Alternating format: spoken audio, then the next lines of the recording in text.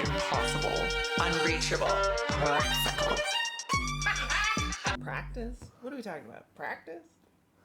Practice? How long did you practice? How long did you practice? I liked, but I love like because we had like glass doors in the. Usually, there's always like a window in the practice room or like a big door, and my little skit was like, you would like peek, and be like, I have to practice.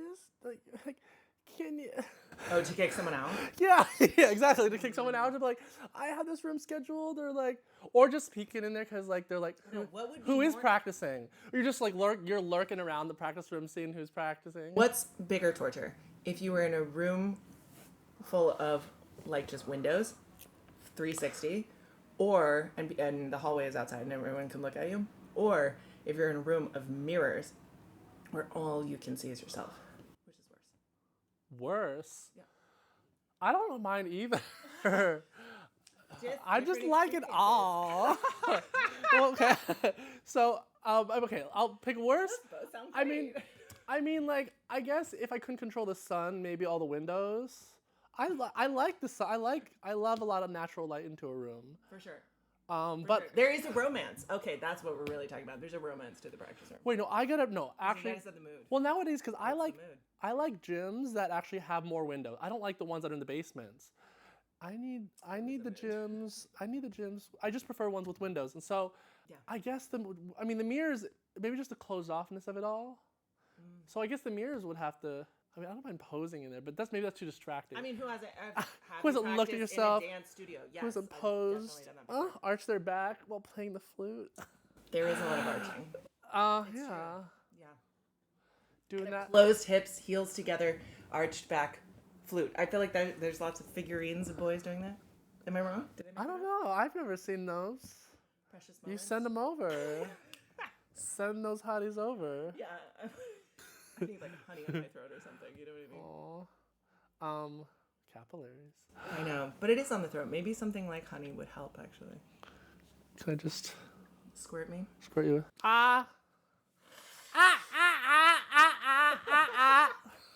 Baby.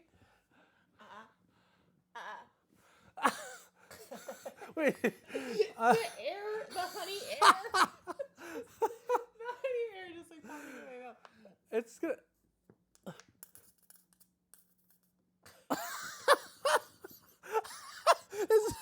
Is it gritty?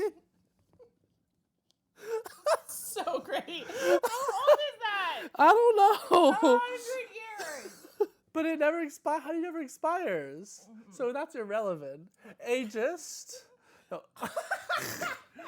Girl, I'm gonna expire. Practice. Practice. Set the mood.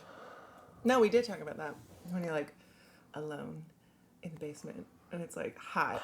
I never around in basements.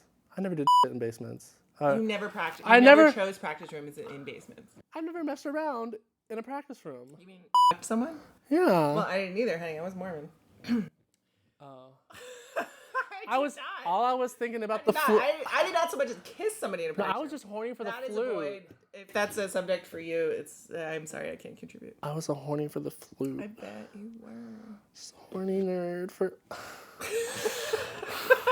That visual, just like there's too much like a scraping visual because it's a metal flute. Like, what are you gonna do? It's just like that's a lot to clean. No, instantly I don't. I can. I don't. You get the head joint in. No, it's like. Girl, I didn't need it to be literal. I know. It's fine. I like the metaphor better. Thank you. I do. We talk about poop on this channel apparently. No, you didn't ever want to practice in a basement, or no, you were just saying you didn't ever make it. No, I didn't care where. No, We didn't. we I just were very pure. just getting a space. Just get a space wherever Was you can like- find it. Wherever you can find it. Get the yeah. There were rooms that I knew I could get at a certain hour. They were guaranteed, and I was in them more than others. But or how about the one that was like super resonant? We called it like Strad room. You could only Those NEC rooms. I you could didn't go only to. do a I certain didn't go kind to of practice in NEC. there, and the rest of it was useless because you were just gonna be like, But- it sounds so good. But it sounds really nice in those. That's a weird thing too. You actually, in order to be in the practice room, you have to like actively You can't sound too good to yourself. You need to Sure. You need to see. You need a clinical I just feel like physically I'm more. I feel like I'm just lighting. more aware of like. I feel like once you get to a certain point, you're like, it's just the room. Like you just if you trust just like how it feels. I mean, obviously there's like a little bit of compensation, but I don't know. I think I'm more go with how it feels Than what it looks like.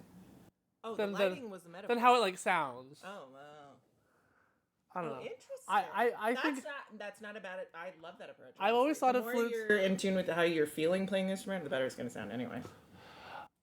I think I've also just had to like accept. I think I just like wouldn't force what I think is like the sound. I don't know, but obviously like we love boomy practice. What rooms. about the physicality of it? How much of a dancer are you when you play? I need to stand up. I need to stand up 7% of the time, right? Or well, I mean, when I started. When you're practicing, you never practice sitting down. No, only when I was just doing flute, that was the norm. But when I'm playing like all my other woodwinds, always sitting down. Yeah, just because I've been become a little lazier. But flute, I always prefer to stand up. Yeah, a high stool is nice for me. Lean on something. You just like that for hours. I guess. How long do you practice? It's not. I know. It's not like they had stools at NEC. Maybe. How early were you waking up to practice? Oh, I would be in a practice room between 7 and 8. I would. Okay. Ask a former roommate. They hated me. Just being, I don't know. I'm not a sleep-in kind of person. I get up in the morning and I work. There was one time in my master's where I was so stressed about learning like all my other doubles that I was like waking up. I don't need to share how long, but but I was waking up early to get to school to practice. I don't know, like only like an hour and a half to 2 before like my class, before like my first lesson of the day. Yeah. But that like obviously like getting that work done during the day. Putting the time in, I guess, is really at the end of the day. It's just the ultimate closet, Where you sound, closet. love the closet, love sound. You just shut yourself in, shut the world out. You can almost be delusional that. Absolutely, like, delusion. So good. This is the best I'll ever sound. Well, maybe the delusion that that's the cunty thing to say to yourself, right? The delusion that if you stick at it long enough, it'll actually sound good. Like this guy just is like, oh my god. There's a tone. Yeah, delusion. The culture. I don't know. I just find it unbelievably soothing, and not practicing anymore. See, now I feel like I've worked really hard to kind of. There was an addictive quality to it. Yeah, sitting on long tones, at least for us, like could be very meditative. You could just like vibe on like. Oh yeah. You just like.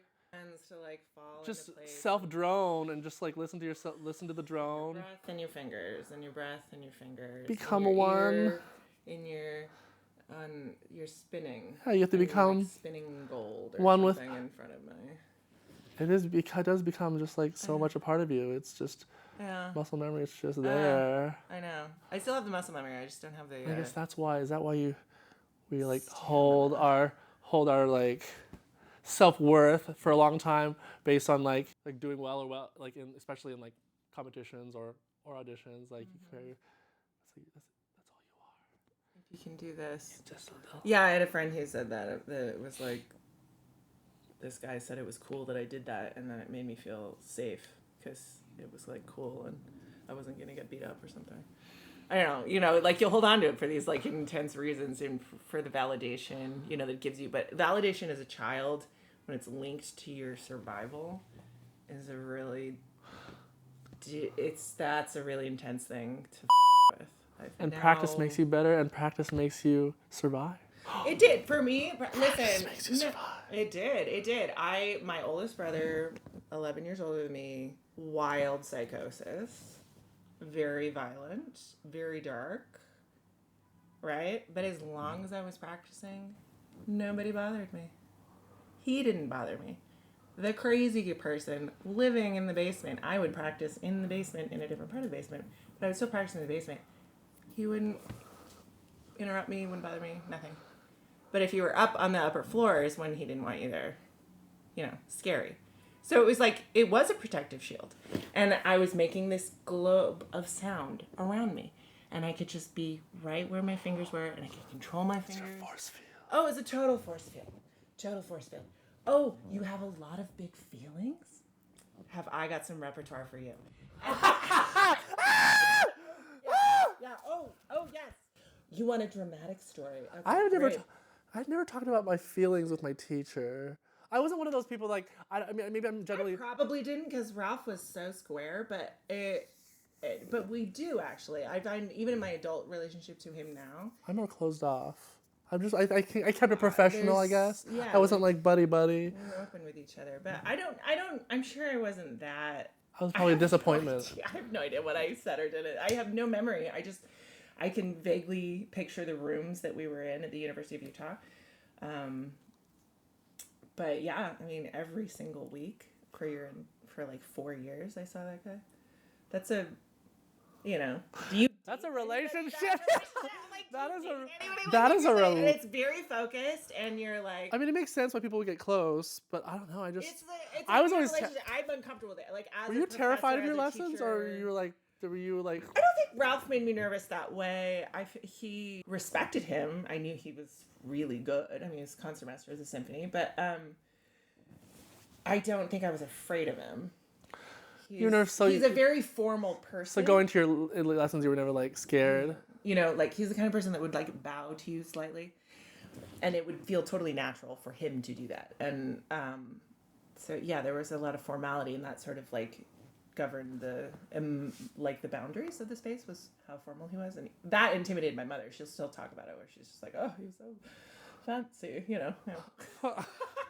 Is your mother British? No, but it's that feeling of like, God, this guy is so refined, and I'm not. But I mean, he was the son of a cop in Detroit. I mean, like he had roots that weren't necessarily upper class, but he definitely gave off this air of like grandeur and refined. He was very refined.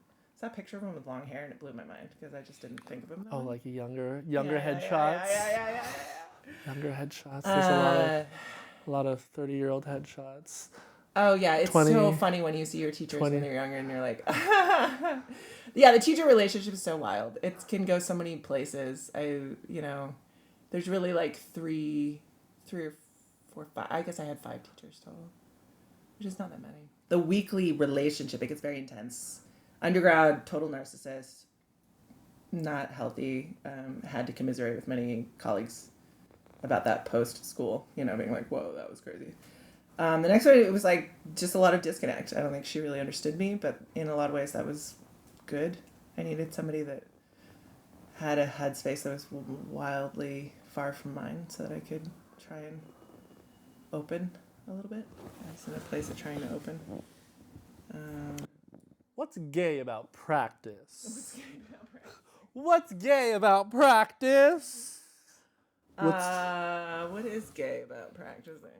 The peacocking of it all. I know. I'm kind of uncomfortable with it, even as much as I love it. It's like you're always hiding from yourself. It's like your It's just like it's like your meditative time. It's your bubble. It's your time to like. Well, cause it's like flow, right? It's essentially it's you. You're going and you're chasing flow. You are jerking it off to your own tone. That's why you gotta love your sound. Obviously, you have to love your sound because you're spending the most time with it. Tone. There's like juicy ass tone. Yeah. Yeah. And sitting with the vibrations obviously is like also physical. Yeah. And when I showed up to play Aladdin, and they were like, "So do you just play a lot louder than everyone else?" And I was like, "Yes, I do. That is the gift of my teacher of undergrad." It's funny because like that wasn't really a big. I came like Big Juicy. Just call me Big Juicy. That's what I like. I'm not one who's like anyone's ever too loud because I have tended to be louder. Maybe it's just because I'm also bigger, but I put out a lot of air. And but in Boston, like there are a lot of big flute players out there, and we loved it. And I want to feel something. Like admit that like some of like the eensy weensy like kind of like small sounding musicians sound a little lovely sound, and very clean at the end of the day, cleaner. And honestly, that's kind of what I've learned in my own playing is that the more I like inhale, because I'm like letting out too much power, so I've actually like calmed down and I just kind of measuring your power and just like and controlling. It's my lips versus my. I do miss that discipline. It's quite a dance. It's very much like ballet, where you're like, this hurts like hell, but it feels good at the same time.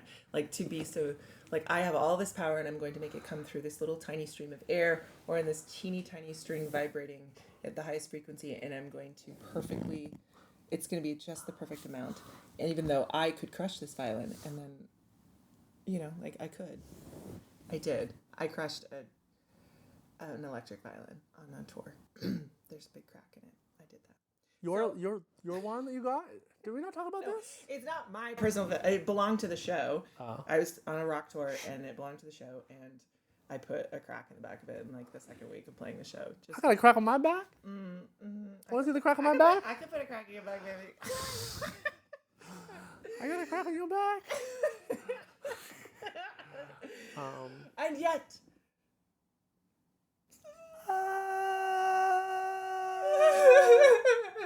Yeah, like that. Your EP, your tunes is about.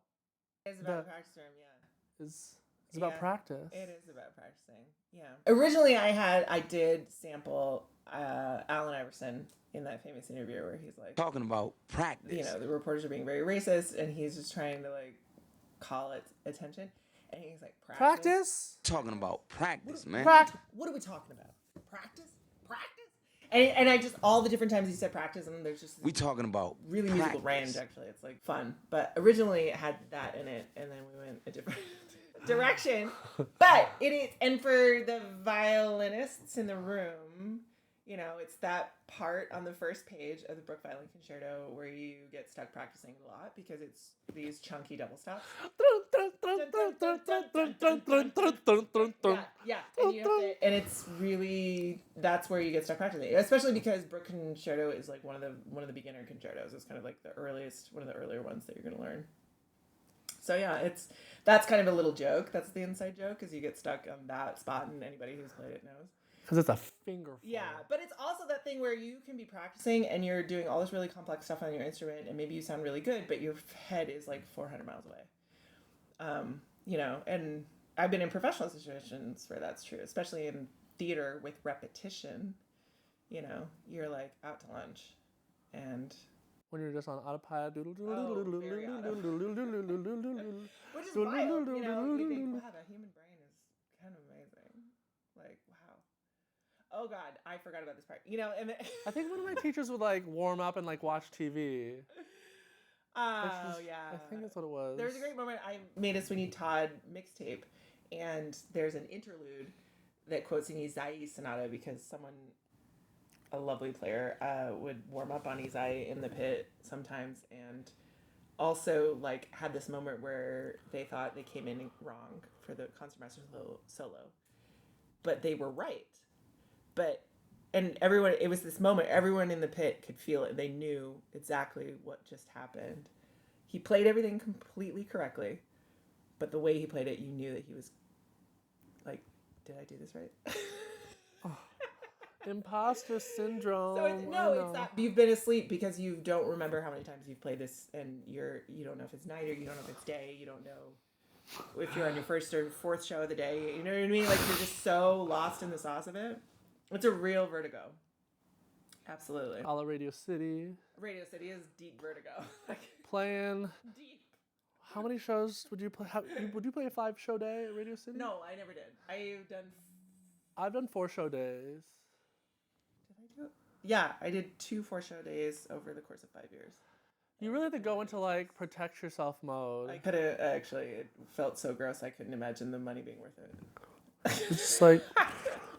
I have a thing with that where I'm like, that didn't feel like it was worth that money. I would rather just not eat or something. Like, you know what I mean? But I don't. I've never gone hungry. Not actually. Do you know how to practice something if you don't have a recital date, or you don't have a deadline, or you don't have like a jury, or you don't have a competition? You have to have something to practice for, right? I feel like I have a lot Did better. you hit that point in your career where you're like, if I don't have something to practice for, then I don't practice? What I don't practice as I don't. Yeah. I don't want to do that anymore. I'd rather spend hours at the gym, or like hours doing like, I don't know, making a garment, or like, nowadays that's just where I am at this point. Yeah. Like I don't regret anything that I've done. It's all led me to like being able to like do cool like other things. So it is a funny shift. It's just like a right? It's a discipline, because like practice room is essentially where you learn your discipline. Yes, discipline. I know. So that's where you learn your discipline. And so like, Very into and the you have to like, What right, about the discipline? What about it? the sadism of discipline. Oh, girl, what a read. Or is yeah, it- Yeah.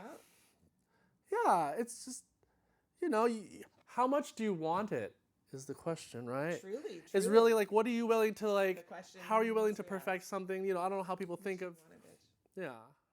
Do you want to be first chair? Do you know what it takes? You want to be be that first high, chair. you want to be that high soprano like line You want that? in the ensemble. You want to be, right? And like, and because you're first chair, you're up there.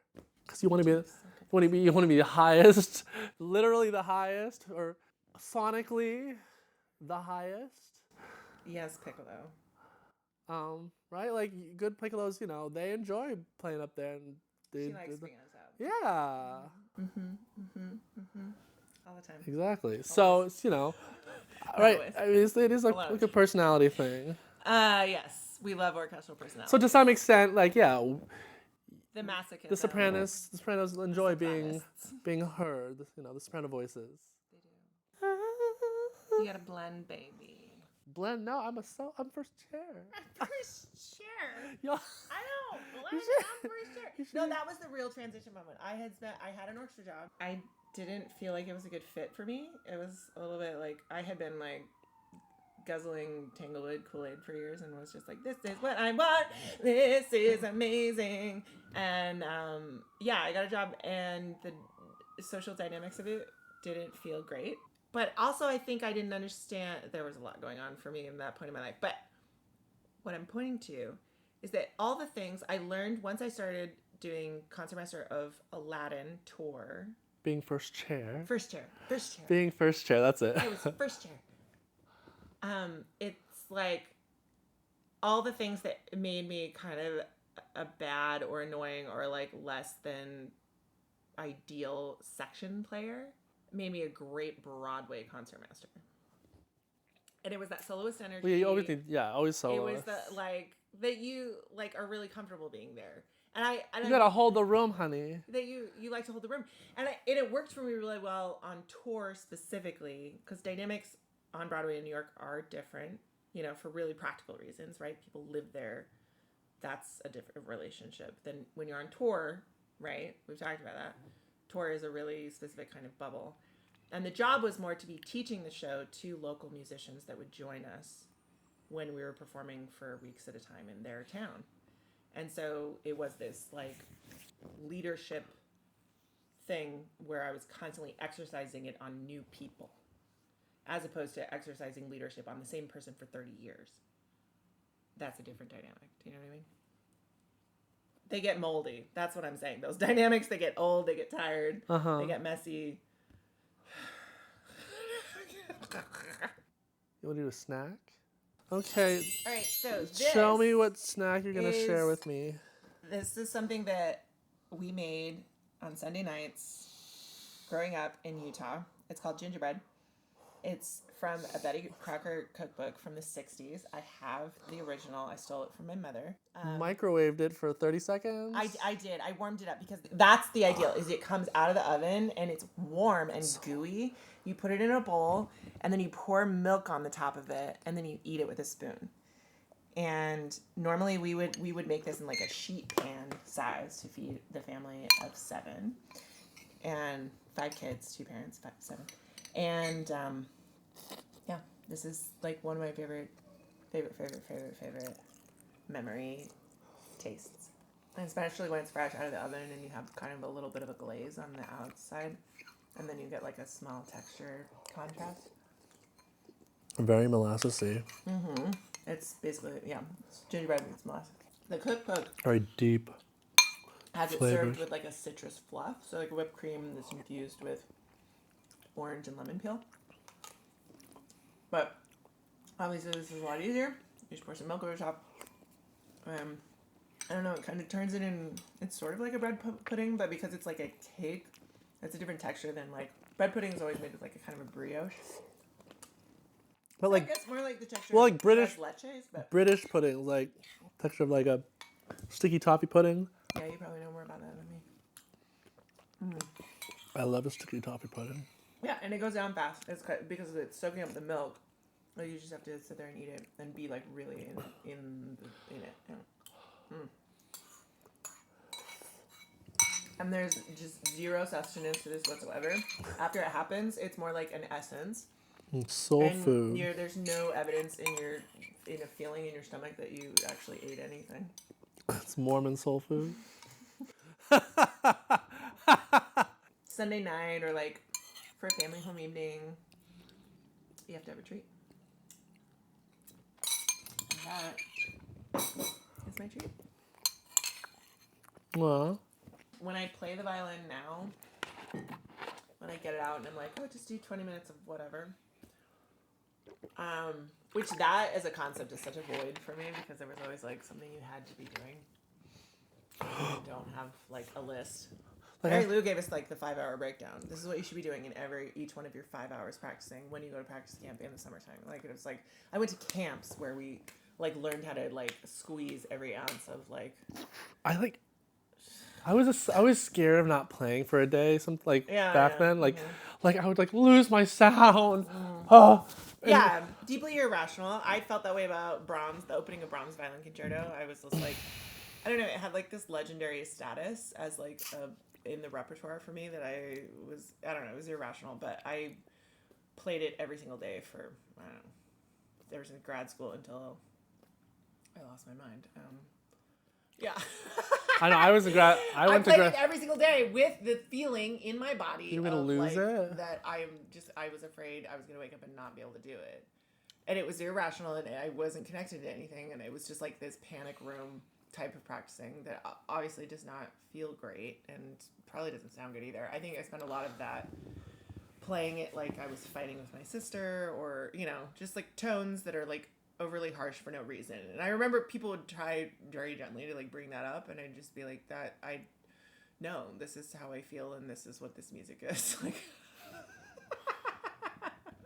it's like, okay, yeah, all right.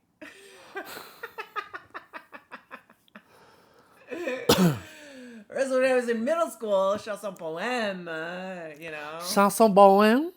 Poème. Yeah, it's like a tone poem for the violin. I mean, tone poems in general are like probably my favorite genre of the orchestral repertoire. Gorgeous. Gorgeous. I've never. What is the format of a tone poem? Like Ein Heldenleben or Death and Transfiguration. So okay, a lot of styles, but yeah, maybe he sort of made the genre what it is. Don Juan, you know. They're stories. They're little stories, and they don't have to be like sonata form, you know? Yeah. Sonata form. It's not about the form, it's about the story. And you can use form where you need it to tell the story, but the story is the thing. And you have characters, and certain instruments will be those characters, but then like you have themes that are characters, and then you'll hear them in different instruments, and it's sort of like the same character, but it's in a different world a little bit. I think Symphonie Fantastique is closest. Okay. In the like symphonies, that's more of a tone poem in a lot of ways. Tell me a story. You can hear that. You can hear that on JP's. On iTunes? Not yet on iTunes. I spend so much time listening to it while editing that they just come out of me now as if they're like catchphrases that everyone knows.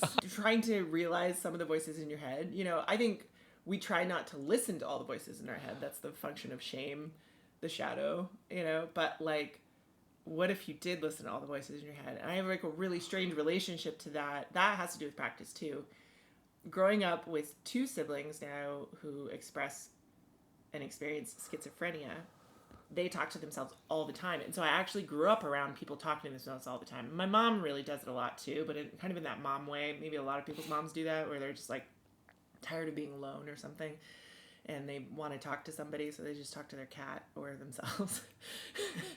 But with my siblings, if you spend any amount of time listening to them talk to themselves in a room where they are presumably by themselves, and the range of the characters that come out and the emotions, and they'll go from like my sister would be yelling angrily like she's gonna hurt something and then just be cackling and laughing so hard and then giggling and then like there's just this like really you're like and that's kind of why I loved Epiphany on Sweeney Todd so much, was because I could see Sondheim trying to show that kind of like you know, it just goes everywhere. But I found in my like post-conservatory relationship to my instrument, for a long time I kept trying to play for people. You know, I was in this holding pattern of I have to play in a master class, I have to play for a teacher, and they will make me better. And the process of taking ownership of like, you now have the tools, you have that diploma or whatever, and you need to make yourself better, or you're now responsible for this process. And so I found at that point that if I didn't talk to myself in the practice room, then I probably wasn't having a good practice session. And it was more about like, if I was going to be the teacher now, and so I have to like voice the teacher and be like, voice the parent, you know, when you're like reparenting yourself, that's like a trendy thing to say, like in mental health, like you were parented a certain way.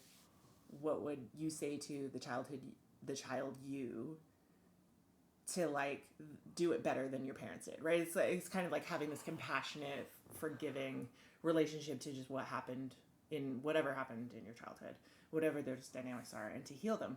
And so, but in the practice room, it's like, if you were going to teach yourself, what does that voice sound like? You know? And How do you self-flagellate? Well, you will listen differently, I think. And do I actually, come on, bitch. You know, come on, bitch. Do I call myself bitch? All the fucking time when I'm practicing. And that's going to be a good session, because I'll be like, yes, because the realness is there. I'll be like, yes, you can do better. Yes. Okay. A little bit more like that. And I'll like, when I'm really getting into it, that's what it sounds like. And I was I had a brand new roommate. We shared an apartment with a friend in the pandemic in Brooklyn. And it was the first time in a long time anybody had been around that. And he was like, is there somebody in the room with JD? My partner would be like, no, that's just what they sound like when they're practicing. Oh, yeah. It's like, and I keep wondering about that relationship. Like, do you ever talk to yourself when you're practicing? Is that just something I do? I mean, I do and I don't, but I'm sure there are people that I don't. If I do it, I know I'm going to have a good practice session. Like, it actually is measurable difference. Like, it's so much better and more fulfilling, and I get more results, and I'm more present, and I'm more engaged. If what? If I talk to myself. Gotcha. If I'm actively coaching myself. And maybe I can choose not to verbalize it, but why not? We're making sound. Yeah. You know, so sometimes I'll like vocalize something, like, and then that throws it into a new space, right? Because this and this are very similar. Singing and playing. Actualization, actualizing. Yeah. It helps make it more real. Letting your voice out. And there's a lot of layers to that, right? When you can speak your truth and not, and say what you really think and not. And we live in a world where it's like, you should be choosy about that. You know, do some editing. You want to be choosy. Yeah, practice that's how we become our own. That's how we learn to have a lot of opinions about ourselves. That we can effortlessly project on other people. Exactly. Whenever we need to. But, you know, we're at the end of we are our own worst critic as well. Totally. So that's kind of where... At least that's how you get better. Yeah. If you're like... You have to. If you do it healthfully. What does that mean? I mean, a healthy critic. Yeah. Healthy critic. I don't know. It just, even in my partnership, there's a lot of criticism sometimes, and we're very hard on ourselves, and then it doesn't sound the same when you say it to another person, you know, and maybe it's true. Can you say it in a more gentle way? And then I think about, like, all the teachers that I had, and were they gentle? No. You like your teachers gentle? Or do you want them rough? You want your teachers rough? I do like it rough, bitch. I don't mind, yeah. And that's what makes me also not want to teach at this point, just because I haven't spent time with that. You would have no bullshit. You're just I don't like, want to do more this is harm. how it is. Listen, harm happened. We processed it, but it got results. You know, but I'm good. You know, but then it's like, well, what does it matter? You know, I don't know. But the part of me that is teacher will probably be like, that's your best. You know, really? Practice is time, like hours of our days of our lives. Days of our lives. Spent Yeah. We've- 10,000 hours. Way We've more. spent, Way more. well, yeah. Who even knows? Sleeping? I'm not a. Or practicing. Oh, yeah. Did Morning. you sleep in practice rooms? You ever turn Probably the most, lights out? maybe Take a little nappy? maybe a few times. I don't really remember, but generally no. It's hard to. It's not comfortable. That's not where I'm there. I'm there to like beam, bap, Did you boop. eat in the practice room? Definitely, probably. Definitely. Okay. Yeah, set your food out on top of the piano. I was a little more respectful than that. It was I'm talking about the upright. I'm a good Asian boy. I can't- It was an upright piano Americans- in a dingy old practice room. You know. Kid. Yeah, if it's a baby grand, yeah, the piano, all the pianists practiced on the upper floors. They had very specific rooms with better pianos. Yeah. Why am I in there? You know. Yeah. Hours. Okay, but that's where it's like, dare you to love me. It goes to this like, you're talking to yourself, daring yourself to like love yourself. What is the relationship with self-love in the practice room? Next episode.